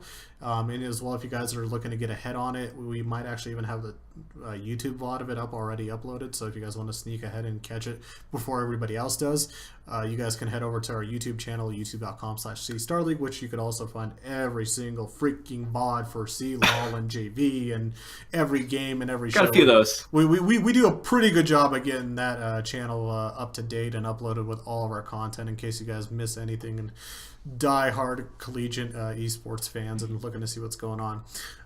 As for us, follow us at CSLLOL, follow us at CStarLeague, and all these Twitters except mine below our cameras. Don't follow me unless you want great Dota. Unless you want great Dota tweets and sports takes. It's All-Star Weekend in the NBA. This is one of my favorite All-Star weekends of the year. Dunk contest, 3-point. I'm all about that life. And looks like Hey, Team Steph all the way. We have returned.